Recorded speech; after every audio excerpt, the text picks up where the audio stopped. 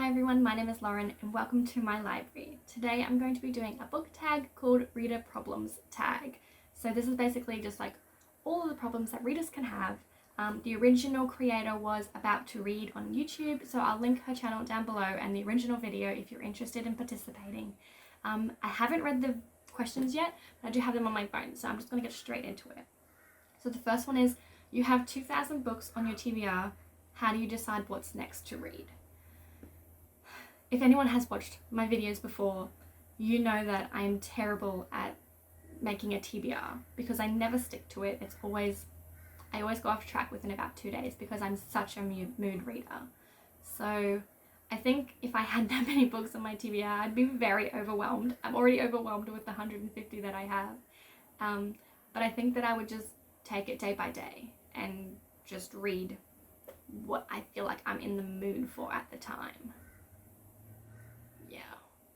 So the next question is, you're halfway through a book and you're just not loving it. Do you quit or are you committed? I think last year I would have said that I was committed, but this year I just don't feel like I have time for books that I'm not wholly enjoying. So in saying that, I'd like to think that I would just quit it, but I did read Red Rising, the whole thing, and I wasn't really enjoying that. And the book I'm currently reading, I'm not loving, and I'm still 16 minutes away from finishing that on audiobook. So in reality, I'm gonna keep reading because I'm committed. In theory, I'd like to think that I could DNF the book, but it just doesn't seem like that's gonna be a thing that's happening. Question 3 is, the end of the year is coming and you're so close but so far away from your Goodreads reading challenge. Do you try to catch up, and how? I feel like I set my Goodreads challenge in a place where I can almost definitely reach it. In saying that, I have set my reading challenge for 100 books this year, and I only just got over that last year, so I'm not sure how that's going to go. But it's not something that I try and keep a tab on. It's just like, this is how much I would like to read, but it's not necessarily like, it's a challenge, and if I don't reach it, then that's okay. So I don't think I would actively try and just force myself to read more just so I could finish it. But I would also just read graphic novels because they're like gems. They're the best thing to help. So, bit of both, I think. I would try, but I'm not too concerned if I don't reach it. Okay. Question number 4. The covers of a series you love do not match. How do you cope? I have a few books in a series at the moment that do not match, and it drives me mad. I try not to think about it, and it's not so bad if I coordinate my bookshelves by color, because then they're not together and I can't see right when they're right next to each other that they don't match. But yeah, it's difficult. I don't like it. I would honestly go and buy the books in the same cover if I could.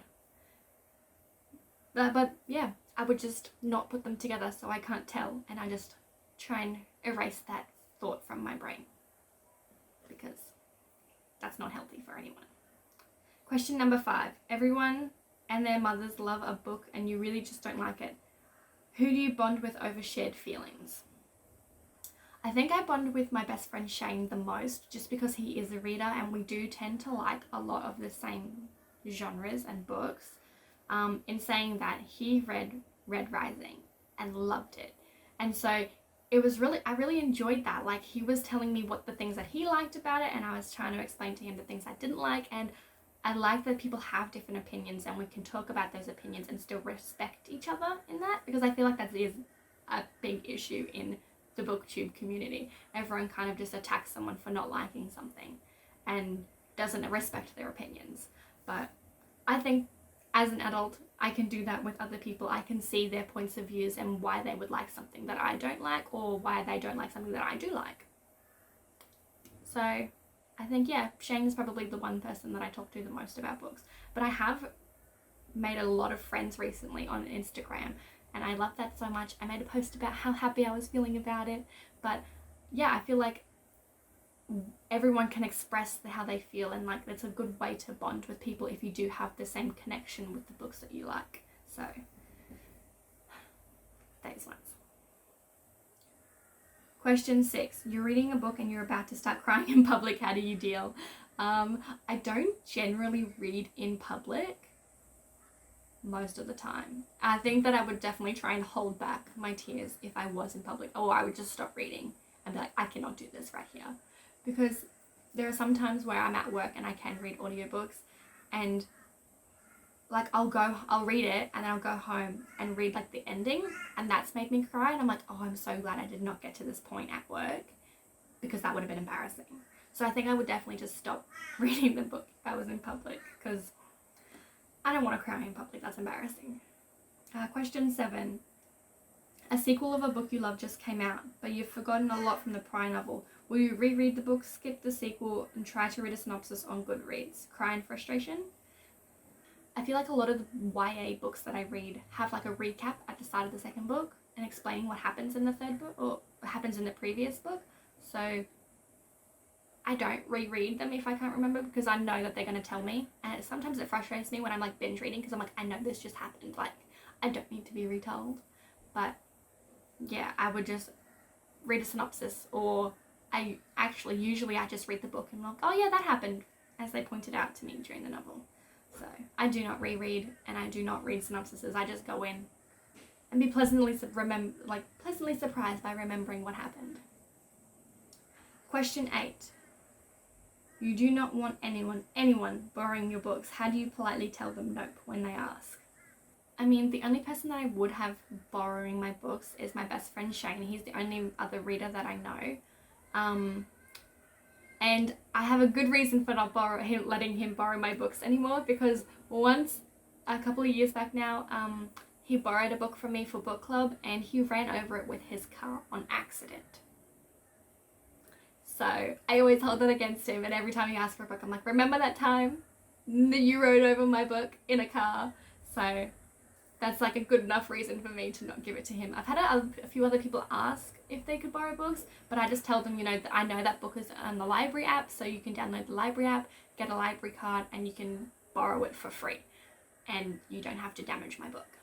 So that's where I would go with that. I'm very precious, like my books are very precious to me, and if I loan them to someone, I want them to come back in the exact condition that I gave them to them in. So question 9. Reading ADD. You've picked up and put down 5 books in the last month. How do you get over your reading slump? Okay, so I was in a reading slump in December. I read like hardly anything, and it's really frustrating sometimes when you want to read but you just can't get into a book. I find the best way for me to fix my reading slumps is to read something I know will make me happy. So usually that's a contemporary. I'm a huge contemporary lover at the moment. I'm just like cannot get enough of them.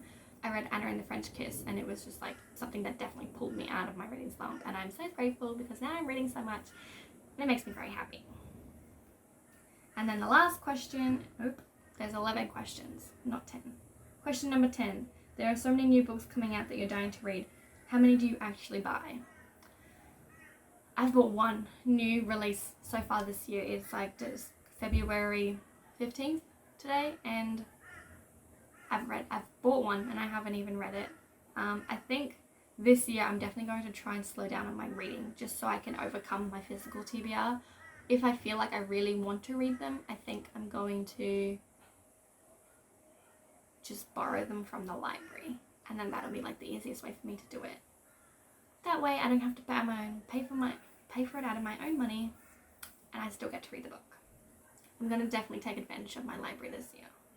And the last question. You've already bought the new books that you can't wait to get to. How long do they sit on your shelf before you get to them? Honestly, it all just depends on my mood. If I'm really interested in reading it, or if the reviews of that book are really good, I'll want to get into it sooner, and I'll just like pick it up as soon as I can. I did buy A Curse So Fierce and Broken last weekend, and I've been hearing very mixed reviews about it, so I'm like, I was very excited until like people were starting reviewing it, and I was like, oh, maybe I'll just put that on the back burner for a little bit and just focus on the other things that I am excited about. So we'll just see how that goes. I guess if I even read it this year, it'll be in one of my wrap-ups. So that's all I have for you today. Feel free to like and subscribe if you haven't already.